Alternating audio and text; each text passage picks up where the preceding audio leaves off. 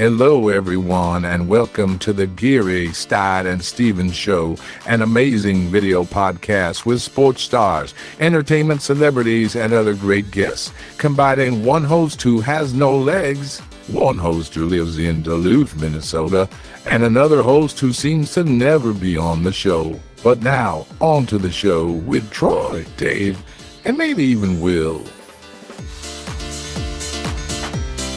That's right, everybody. We are back in business here at the Geary, Stein, and Steven Show, and I am so excited. We have such a jam-packed show for you guys tonight. We're going to talk NFL Draft. We're going to talk with an amazing guest, and we've got a big surprise for our guest tonight. But let me bring in my co-host with the most, who is in Canada, yet he is at the NFL Draft, Troy Geary, up in Ontario. And Troy, what are you doing? What's going on? Why are you in Ontario? Well, I like Caesars, so I'm staying over here in Windsor across the river here. But great day so far.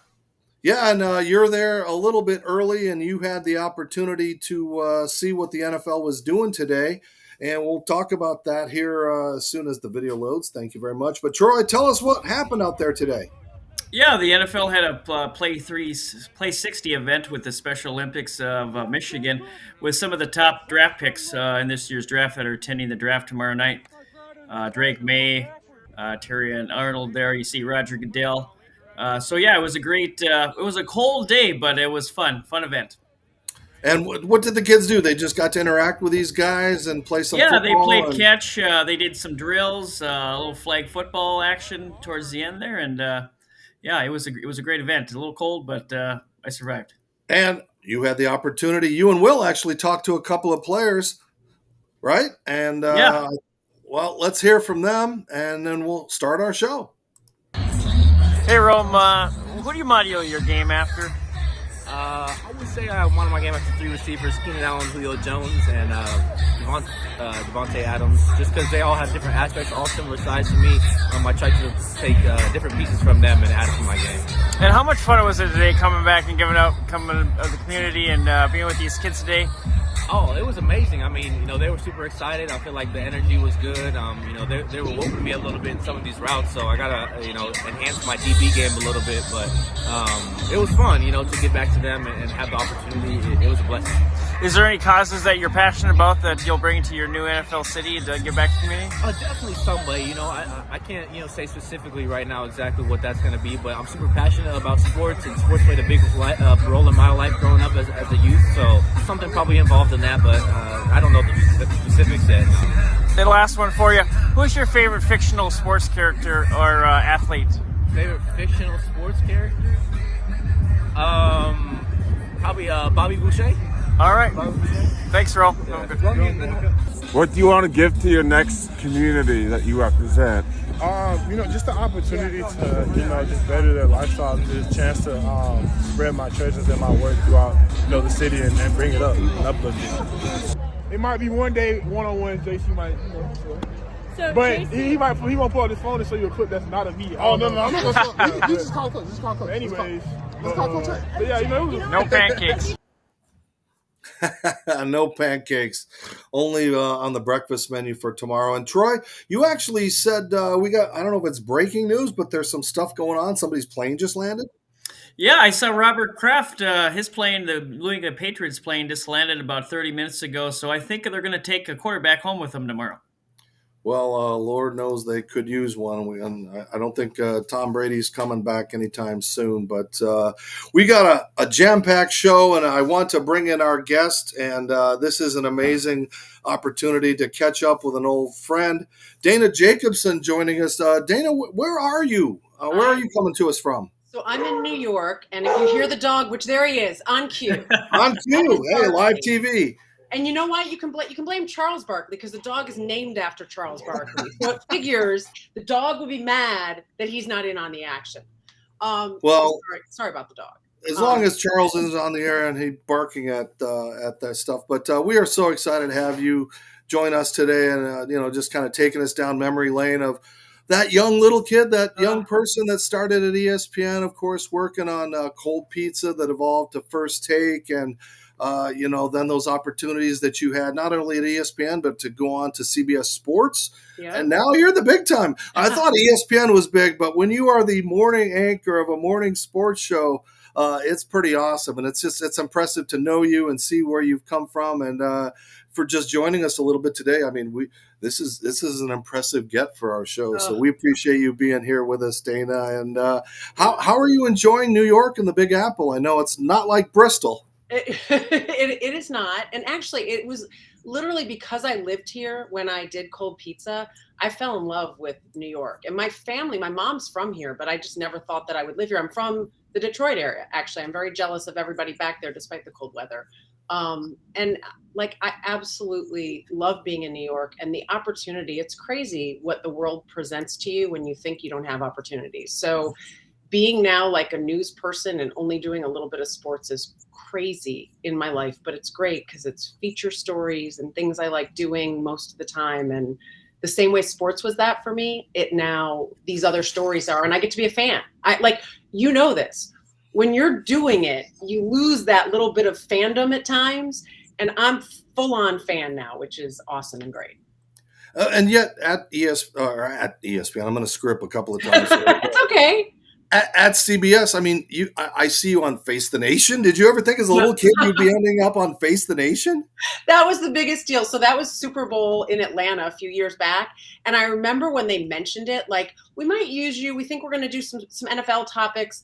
And it's the one thing that I probably was the most consistent of, like, you guys are still using me, right? You're still using me, right? I have a Face the Nation mug. No, I never thought I would be on Face the Nation. And obviously it had a sports tie. But even just we did the coronation last year. I covered the coronation for CBS News with Jeff and Michelle, my co-anchors from Saturday. That's insane to me. I don't know how you put that in a pantheon with Super Bowls and other things like that, but it is something you never dreamed of. So it takes a different cool level, if that makes sense. And is there a little difference to being seen by millions and millions of people and having to worry about your wardrobe and pimples and all those kind of things? You know what? I worried about all of that when I was at ESPN every day, whether it was Sports Center or Cold Pizza or it didn't matter. Like, I worried about all that stuff. Maybe it's a different level. I don't think about the number of people that watch. We love it that more and more people are watching. What I think is amazing, my husband and I talk about this all the time. For a long time, when I first started at CBS, everybody who came up to me still would say, ESPN, Sports Center, First Take, like something like that would be the reference, Cold Pizza. And now there's more and more, I watch you on Saturday, oh my God, I love you, which is very nice, by the way. That sounded horrible. I shouldn't have said that. I love you. But it's, people always come up and it's really nice, but it's more people now from CBS. It's still, though, can you believe this? Dave, I've been gone for 12 years now, and I still get people all the time that are like, ESPN, I haven't seen you in a while. Where have you been? I'm like, a while? Like 12 years. So ESPN in its own right is, as you know, it's the Mecca. It's the mothership. You've been doing NCAA tournaments for years now. Do you have a favorite host city that you don't normally get to? Oh, wow. That's a good question. For me, because I had a run where I was in Pittsburgh a ton, and it's a great place to do those first and second round games because everybody comes out, and that might surprise some people. I don't know. We did Des Moines, which for me had a tie because I finished high school there, but it was the same thing. Such a great crowd. Honestly, there's so many. And I think for me, sometimes is there a tie? Is there a personal tie, or is it a city that you really want to get to that you haven't been to? Same as Des Moines. I got to Sacramento, not this past year, but the year before. And that's where I started my sports career, really, for the most part, working in local there.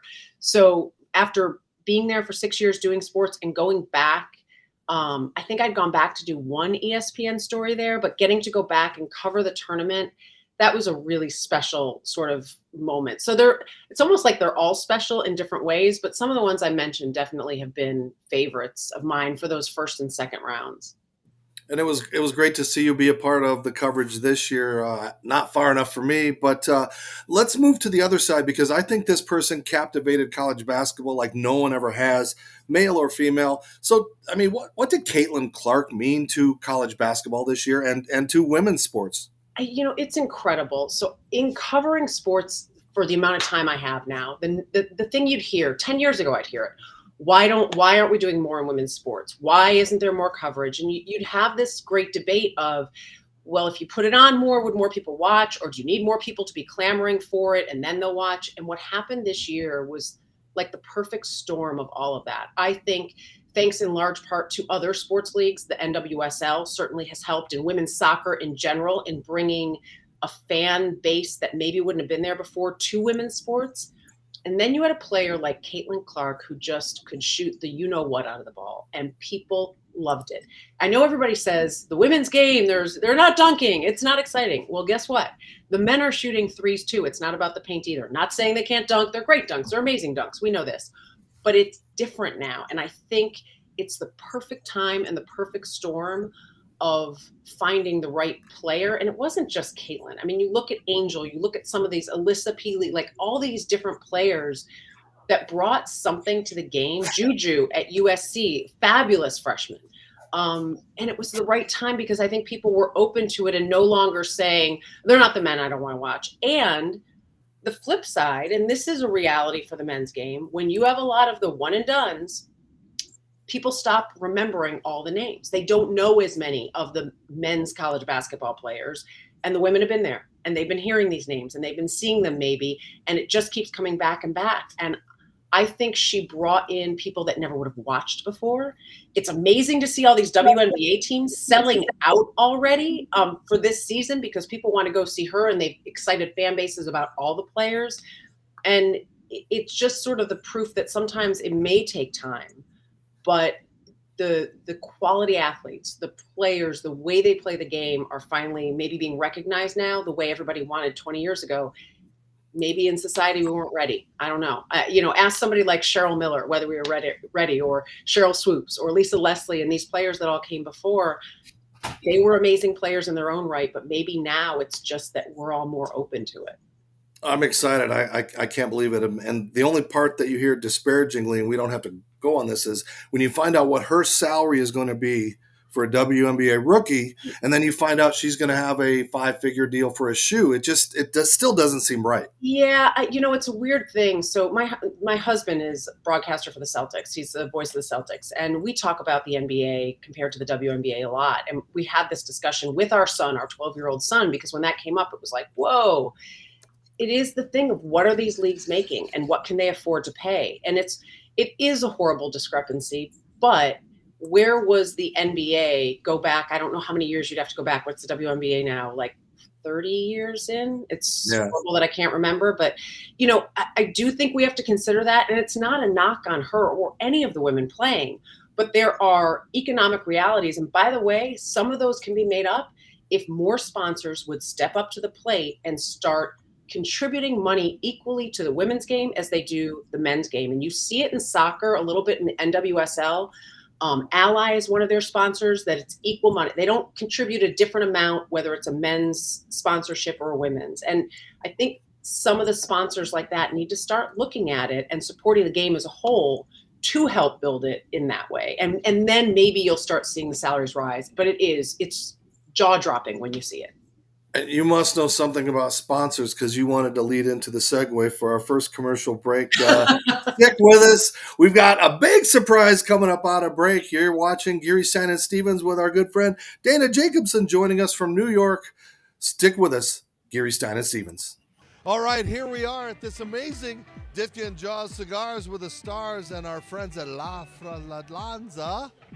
Have given us these amazing cigars. We had a box and they're gone. Everybody here has been coming up and they say this is one of the best cigars. It's not even supposed to be here, and now they're going crazy. Rod Jaworski, Brian Urlacher, Warren Sapp. Everybody loves these cigars. So if you go to LaFralanzaCigars.com, use the code GS20, you get 20% off of one of their boxes. I mean, these things, like I said, we put them down and they were gone in seconds. Everybody loves them. I mean, this is a great event, too. I know, but holy cow, and I haven't smoked one yet. I haven't even gotten to taste it. They're just out of the Dominican Republic. They've just released them, and again, it's a labor of love for these guys that put this together. So I'm excited to have them be a part of the Super Bowl, and in fact, they were the biggest hit here, and I wish we had more boxes. Yeah, I mean, like I said, they just started producing these things, and they cannot keep them produced fast enough around the shelf. They're just keep going out, but they're ramping up production, so they're going to be everywhere soon. So get yours today. Go to their website, La Fradenza Cigars.com. Use the code GSS20 for 20% off a great box of 10 cigars. All right, let's go find Jaws and light this baby up. I'm excited to light it. Man, it's about time I found a shirt that fits my frame. I love the fit. It's definitely a little looser here than my other shirts. It kind of makes me feel a little more buff, you know? You seeing this? I'm 6'5". I can't do this with other shirts. I feel like I'm getting a designer shirt for a fraction of the price. It fits the way you want, everywhere you want. And I look pretty dang good too, don't I? All right, that's our freshcleanthreads.com. Don't forget that show code GSS show. What's it going to do? It's going to get you 20% off some really awesome shirts. But let's go back to our show and our guest, and this is going to be fun. Dana Jacobson joining us. Dana, how early do you have to get up on those Saturday mornings? The Saturday, my wake up is 3 or 3:30, sort of depending on the Saturday and what I have to do. So very early, and it's hard to go to sleep when you're not doing it 5 days a week. So it's not a big sleep night, Friday into Saturday. We'll leave it at that. And you had to get up early in those days, after the cold pizza, and there's your good old partner, Jay Crawford, right there. Yeah. What was it like to work with Jay? I loved it. It's so funny. I hope he tells the story the same way that I do, but in the beginning, we just didn't see eye to eye right away. And it took a few weeks and a few people sort of saying, come on, what's going on? And we just realized like we had so much in common, and the bond with him, it's a brother. I mean, I adore him still. I don't see him or talk to him that often, but he came to my wedding. I just, working with him, he was silly. He was the silly one. I was like, let's go. Like, it almost reminded me, this is crazy to say, it's like what my husband and I are like right now. Well, he'll be like messing around with something, and I'm like, come on, we're late, we got it. And he looks at me like, just relax. So I need the just relax in my life. And maybe he needed me being like, come on, let's go, come on. So it was awesome. Absolutely incredible. Not that cheering at Ohio State. No, I'm just kidding. No, that was amazing. That was an incredible moment because it was just a cool thing, even though it was a horrible reason, paying off a Michigan loss. So, yeah. Jay, what do you think about making those bets? I mean, that's been a long time, but you always put no Dana way. on the So yeah, joining us tonight, Dana's old co-host from First Take Cold Pizza, ESPN, Jay Crawford joining us. And Jay, thanks for taking some time to join us and celebrate her career. So I can just turn this over to you guys for a little bit. You guys can camp and catch up. This is a great moment. Thanks. I don't know why I can't. It's probably something I'm doing wrong. I don't see anybody. I just see the return. And that's not going to work. Okay, no, now I'm scanning down. There's that pretty face. Because you were doing the pen drop, right? You were doing the pen drop right before it started. You were ready to go. I was busy goofing around, as I so often do. Dana, I got to tell you, I had a real belly laugh hearing you say you got to get up at 3 o'clock in the morning. Right? I'm asked this all the time. What do you most miss about ESPN and really the cold pizza days? And the one thing that I never have to hesitate, the one thing I will never miss was that early alarm clock going off, because that sucked. I honestly, now it seems like it was another lifetime ago. I know. But that was brutal. But you guys had so much camaraderie and friendship and fun. And talk about these bets. How these bets start? Why didn't I where did you get these pictures? I'm thinking, Jay, why didn't I keep the bets up? I finally could have had you pay off some of them now. I don't know why. We used to do them every year. I think what happened, because I've got some other Michigan friends that I make these bets with regularly. What happened with them, and probably with us too, they got so sick of losing. And to be perfectly honest, I got so sick of winning. It wasn't fun. We had a hard time coming up. I do remember we did one after I left, and we did something at Lincoln Center. I had to go like in a Michigan hat and some other stuff. And like literally, I think we ran out of what could I do that would pay off the bet in some way. We did, yeah. And it just, I mean, God, it seemed like the entire time we were together, Michigan never beat Ohio State. I had one win. I remember I had one win. So we actually this morning celebrated our 500th episode of the Ultimate Cleveland Sports Show. It's a 2-hour daily show. We've had a blast doing it. And this is hilarious. Leroy Horde is one of our football analysts that comes on with us once a week. And I've been just brutal on Leroy, but he pointed out today that it's been 1,500 days more, like 1,600 days since Ohio State has beaten Michigan. So the tables have turned. But I remember that's kind of what it was. When we came into the show, Michigan had been up and had been winning, and it flipped that way. And You're right. It's so funny. I do have to tell you one thing, because it just happened at the Super Bowl this year. Uh-huh. And now I'm going to forget which McCourty it was. I think it was Jason McCourty was in the CBS green room area. And I hadn't seen him probably since we did the show. No, I take that back. I saw him on the field when they won the Super Bowl. But like in a moment where you could have a chat. And somebody went to introduce us. And I said, well, he won't remember, but I did. He's like, no, I do. First take. We did that brothers thing. I'm like, sibling says it was the greatest game ever. But I thought it was hysterical. So this was a thing that we did on the show where whenever we had the Gronkowskis on, I think. They did it with us. And we do it like the newlywed game.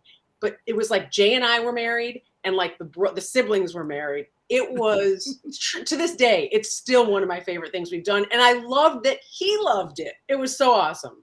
Yeah, it did. It left a mark on everybody that played it. It was a lot of fun. And you're right. You know, like for years, Dana was my TV wife.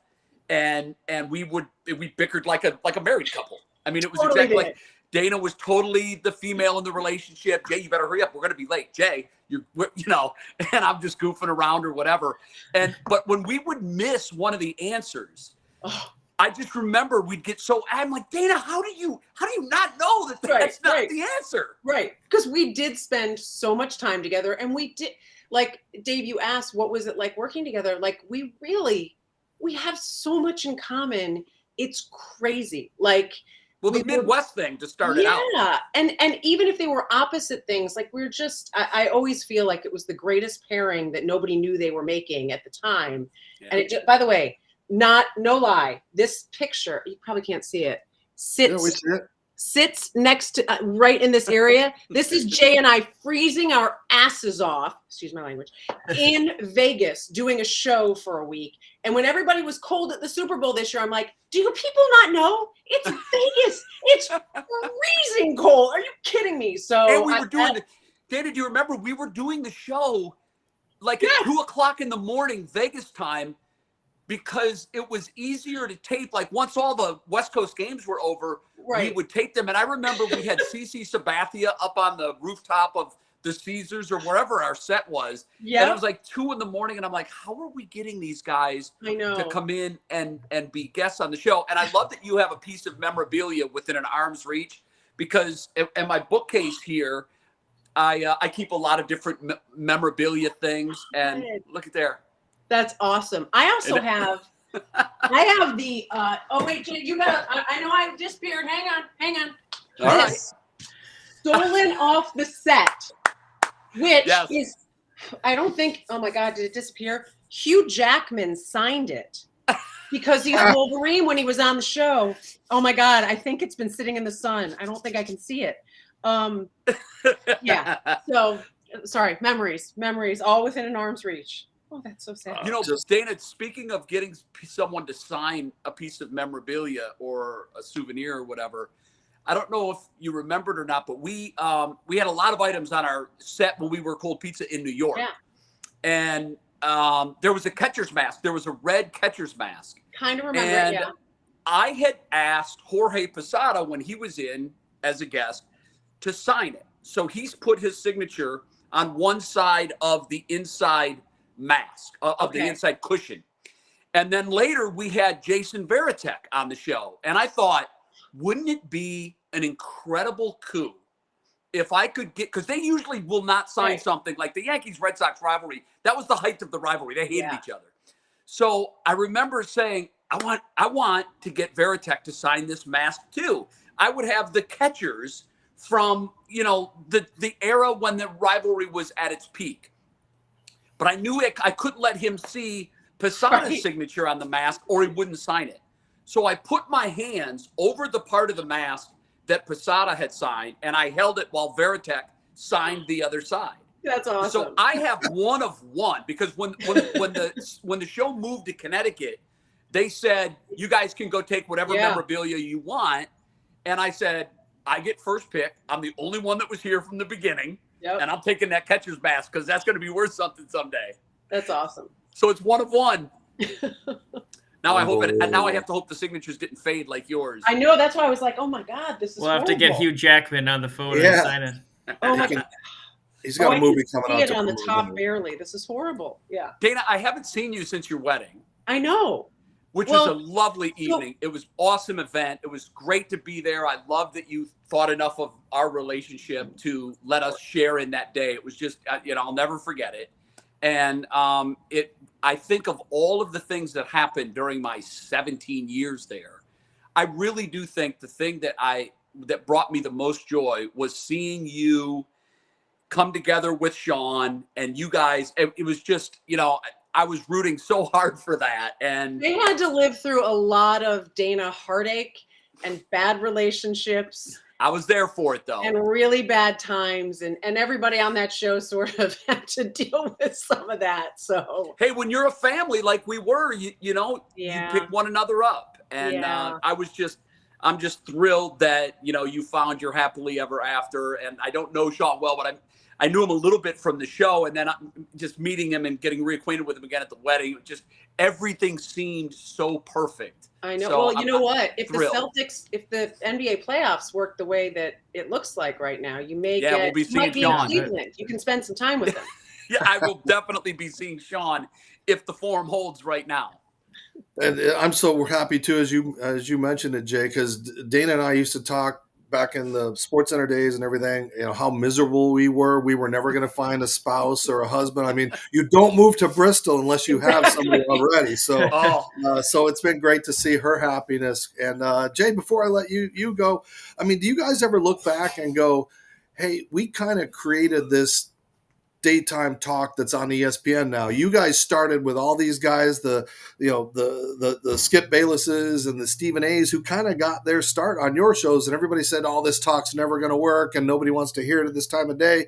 And now that's all we see on ESPN is a bunch of screaming talking heads. Dave, it's funny. Not even just the debate. I mean, I don't even know that we started the debate genre, because there were other shows, I think, that were probably doing it. I think Around the Horn and PTI preceded us. But I know that I share in Dana's pride in this. When we launched in 2003, all of the media was very skeptical that there was even that there was a need for what we were doing. Everybody kept saying, first of all, men are going to work, they're going to school, they're going to college, whatever. There's not available viewers to make a show like this thrive.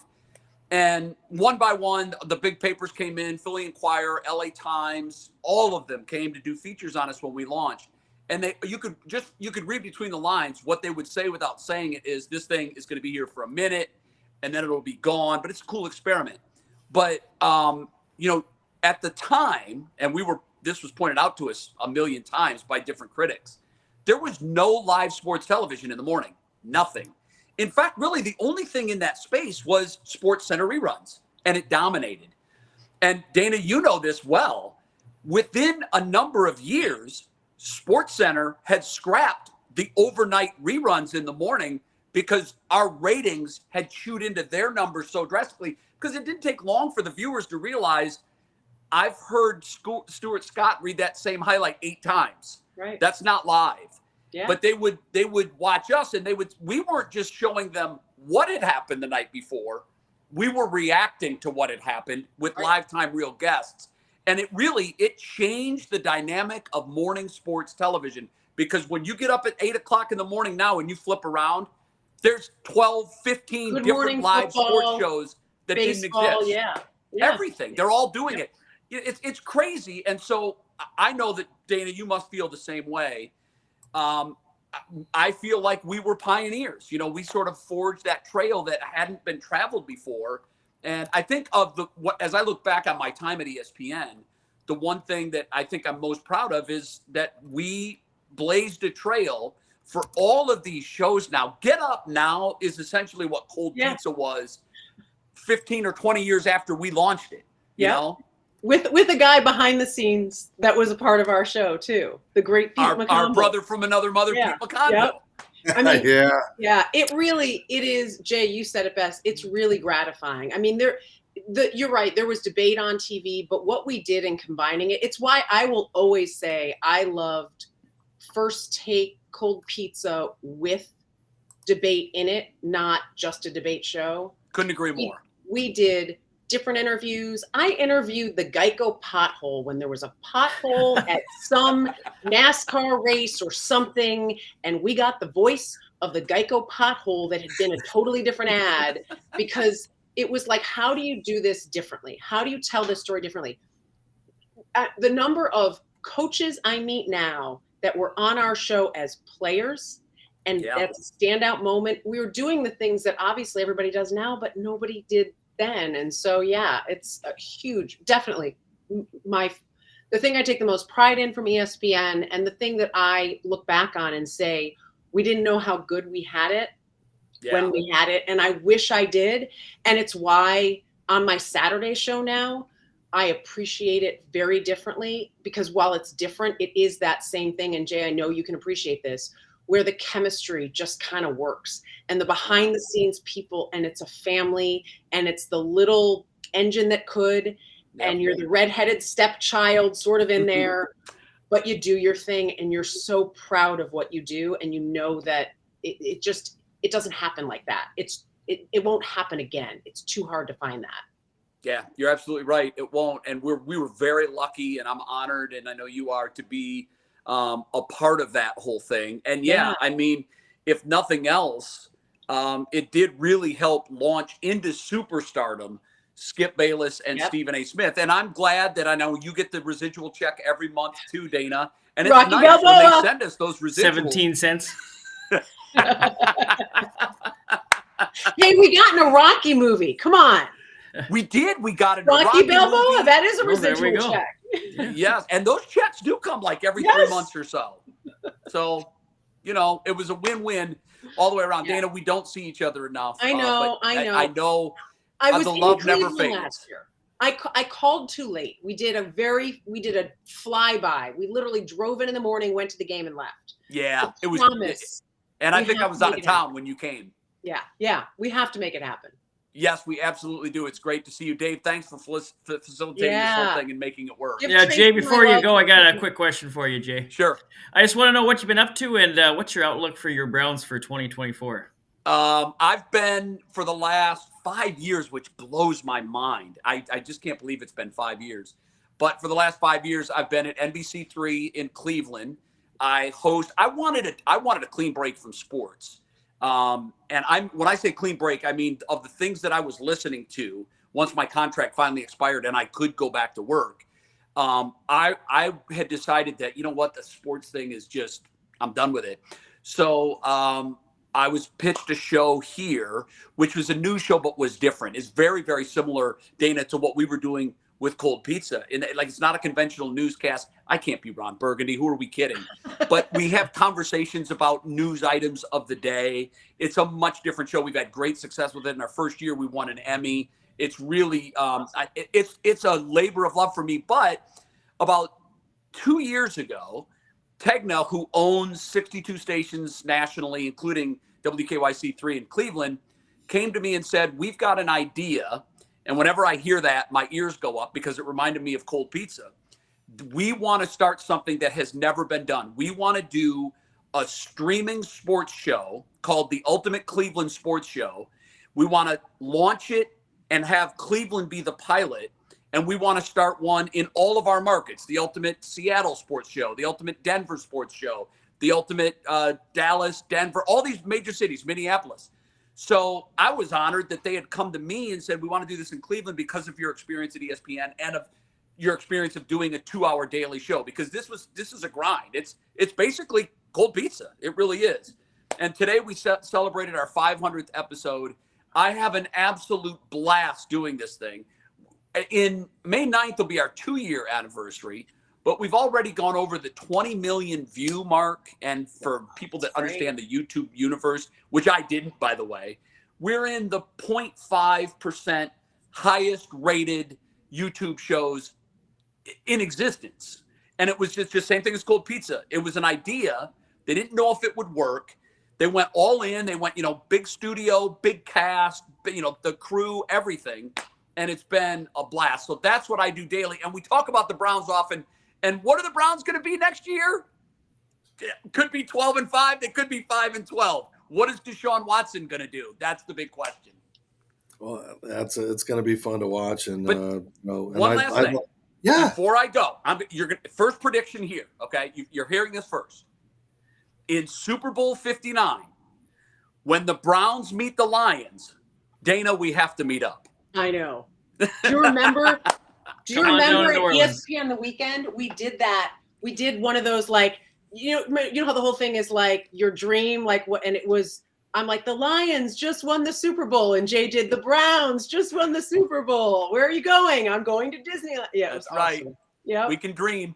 We can. I don't know where they're going, but I would love it if Detroit and Cleveland could knock down these long droughts at the same time and meet the Super Bowl. That would be awesome. Well, Dana, before we let him go, you can remind Jay of one thing of who won the national championship. Hail to the victors, baby. Yeah. I haven't seen Jay. Cheers. Come on. Hey, I've got some sideline tape I can, if you're interested. I'm pretty sure we did okay when we didn't have that tape. Yeah, I had to. When I was at the Big Ten tournament, they kicked me out of the arena because I was doing a pregame. They thought I was stealing stuff. So. Yeah, now they're very sensitive about that stuff. Now, I will say that I think Harbaugh is going to be the coach of the year this year in the NFL. The roster's there. They just needed leadership, and I think they're probably going to be the most improved team. And I think Michigan's going to miss him. Let me just put it that way. Oh, there's no doubt. And I think Sherrod Moore is the right person to step up into that place, especially after things that have happened. But there is no doubt they will miss him. And having been around the program a little bit while he was there, I'm sorry. It's a different breed, and it's a different thing that he brought there. And I'd love to see it continue. I'm not saying that it can't. It will just be different. There's some great coaches in that staff right now. If they can keep that up because they were coaching under him, it'd be amazing. I'll see you in November, though. Yeah. Thanks again, I like our chances this year. That's all I'll say. We'll make the bet this year. Oh, it's back on for sure, because I feel real confident this year. Celtics guys, thanks, man.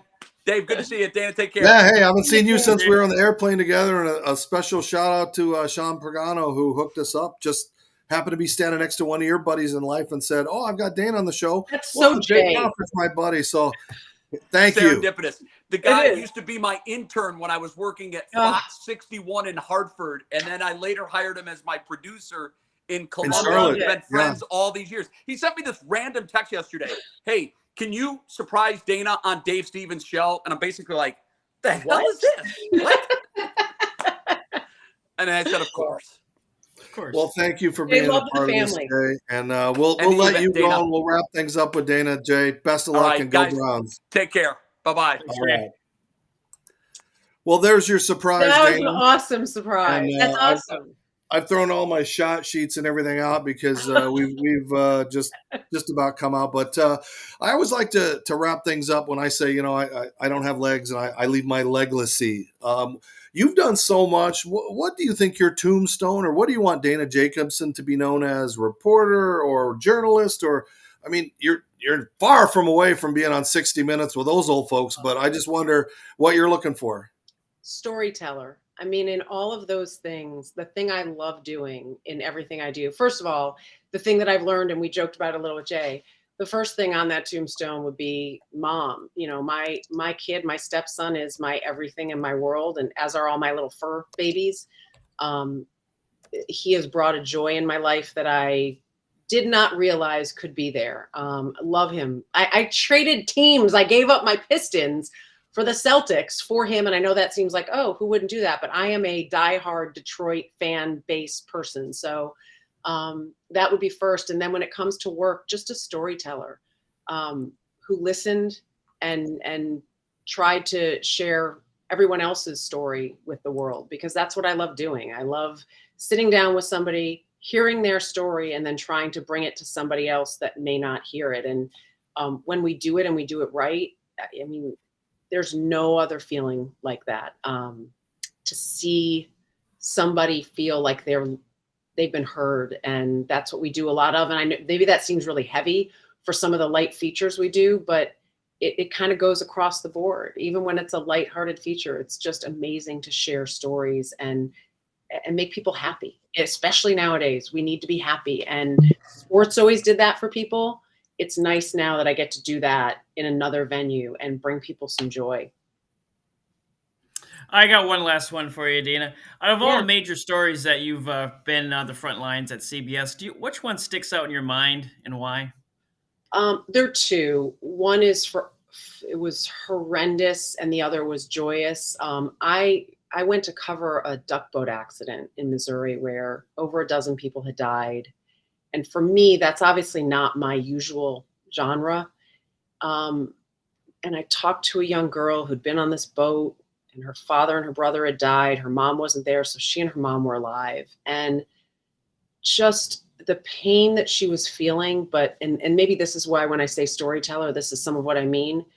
There was something in her there was some feeling of being able to share that I could tell lifted a little something for her. She had so much to go through, but hearing a stranger say to her, "It's not your fault," being able to talk about her father and her brother. People always ask, why would somebody talk after a tragedy like that? Sometimes that is why. They just want to talk. And doing that, and I believe doing it with a sensitivity that maybe not everybody does. I was really proud of what we did. I can almost cry right now thinking about this poor girl. But that was one I was proud that it was me doing it and that I did it my way and with that sensitivity. And then the other I mentioned, the coronation. I mean, I was in front of freaking Buckingham Palace and seeing these gold carriages right in front of me. And I'm a girl who grew up dreaming of being a princess and reading fairy tales, and in the time of Charles and Diana when it was happy. And I was in my glory being able to cover it. It was so cool to do the research. It was unbelievable. There's Barkley again. It was unbelievable stuff. So that will always, at least right now, stay in that high end of totally different, as you can see, like such different things. But those two really stand out for me. Well, speaking of standout, we actually have a Will Stein sighting. So our Will is joining us just in time to hear Barkley's serenade. Will, before we wrap, you got one question to throw out at Dana. Hey, it's been a busy day all day here at the NFL draft with all of my friends, Troy and myself, covering the NFL draft. With ESPN, you've been a legacy at ESPN. What's your biggest memory at ESPN that you can share with the audience? I mean, I think it's the overall thing of cold pizza. It really was such a special show to be on. Nobody thought we were going to do anything. When I went to Cold Pizza, like my difference of Jay and I being on there, Jay started it. I went when they'd pretty much given up on it. They took it over in a different division. Mike McQuaid, who's a name that people may know behind the scenes, was taking it over. Pete McConville was already working there behind the scenes. They got rid of everybody but Jay. And then they had added Skip and Woody to do debate at the time. And they brought me in instead of the three women that had been on before. And it was like, just go down there. We're not expecting much. Like, it was crazy. And I do remember, I don't remember who it was that said it, but they're like, if you can change the show, if you can fix this, you guys can stay in New York. And we turned that around from it didn't have a rating. It got an asterisk. Nobody was watching. Color bars have higher ratings than you guys. It was not. And we turned that around, and we turned it around. Jay mentioned this, but it was like in this era of everybody was expecting it to fail, and people had bad connotations of it when we were changing it. And it was like hard for them to accept when it was getting better. So honestly, of all of the things that I did, I mean, they're snapshot moments. I did the X Games for a while, and I remember Travis Pastrana and one of his flips that he did, and Jake Brown falling on one of the ramps, like all these different things. But I think the show, being a part of that show that really did change sports television in a way, certainly morning sports television, I will forever, that is the part of ESPN that I will always treasure the most. Well, it's so great to have known you and watched you, and you're still so young. So I'm figuring another 20 or 30 years, we'll be seeing you becoming almost like a Barbara Walters and have your own specials and things like that, right? I hope so. That'd be amazing. From as my mother would say, from your mouth to God's ears. That would be great. Well, Dana, thanks for taking some time. We're going to catch up with Will for just a second. Troy, you want to say goodbye? Yeah, and go Celtics. They are up by 5 right now. I have them on right here. I couldn't help it. Thank you, guys. This was really, really a pleasure. Thank you. Thank you so much, Dana. Enjoy and best of luck to your family. And I'm so glad you're happy. That's the most important thing. So, you too. All right. Appreciate it. Thanks. A legend joining us, Dana Jacobson, coming to us from New York. Will, before we wrap, what do your Vikings have up the sleeve? Because I see you posting all kinds of things like Jefferson's getting traded. They're going to move up. So what the heck's going on? So I feel like the Vikings are going to trade up, but I think Drake May is going to fall a little bit more than people think. I have a feeling we make a trade with the Atlanta Falcons to make Drake May our starting quarterback with the 8th overall pick. I look forward to seeing what happens tomorrow. I've been around a lot of fans today. It's been chaos already with what I've seen in Detroit, and Troy can attest for everything that we saw. And I'm just looking forward to see a great first round tomorrow, and 32 lucky individuals are going to continue their football careers knowing where they're going to go next. And I look forward to being a part of their journeys in their successful career, no matter where they go. Whether it's Drake May, hopefully the Minnesota Vikings, or whether it's J.J. McCarthy or Jaden Daniels or whoever. But we have to address the quarterback need. There's no question about it. Yeah, then we can talk about who's going to carry the ball. But we got a big day planned for everybody tomorrow. I'll be in Miami for a D3 day camp, but I'll be at the Miami Dolphins party. They're going to draft 21st. And, of course, Troy and Will with our photog is going to be at the draft tomorrow. Troy, what are you looking for, man? I mean, this is it's going to be exciting. We get to be in front row for that. Yeah, but before we get to draft, I'm going to be hanging out with Jimmy Darts tomorrow morning, big TikToker. If you haven't seen his stuff, go check it out. And then from 1 to 4, we're going to be at a financial conference with Ric Flair and Megatron, Calvin Johnson. Woo! So I'll have some interviews with and then we'll kick off the draft coverage first round tomorrow night. So it's going to be a busy day tomorrow, but it's going to be a fun day. What a great show. Troy and I didn't have to do any heavy lifting. I mean, Jay and Dana kind of took over, so a one-of-a-kind show. Thanks again to our friends and family. And again, you can watch all of these shows on your home TV, on Roku. You can find us on social media. Follow Will. In fact, I didn't get to download the guy with the shirt, but you had a fan out there wearing a Will Stein shirt already at the draft. So we have those fans out there, and we wouldn't be able to have that success without you and our friends. Yeah, Will has fans everywhere. It's amazing. So somebody for Troy, shirt with me wearing the Detroit Lions hoodie. I forgot to download it, but we'll get it out there tomorrow. We got to share that photo. That's pretty classic. We will. And the Raiders hat, too, so because everybody thinks I'm a Raiders fan now. Yeah, so I don't know. Even Joe Biden. Yeah. All right. Well, for myself, Troy, say goodbye. Yeah, good night. And Will, we always say where in the world is Will, but Troy's in Ontario, you're across the street in Detroit, and I'm here in Bristol. So thanks again, everybody, for following us. Follow us on all social media platforms or wherever you download your podcasts.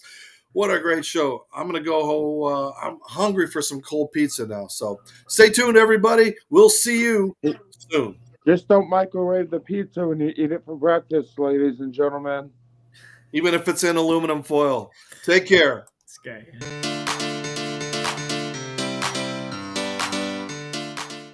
Thank you for tuning in to the Geary, Stein, and Steven Show. Follow us on social media. Watch us on yourhometv.com, or now we're on Roku. Download it and watch us. And thanks for tuning in. Until next time, America.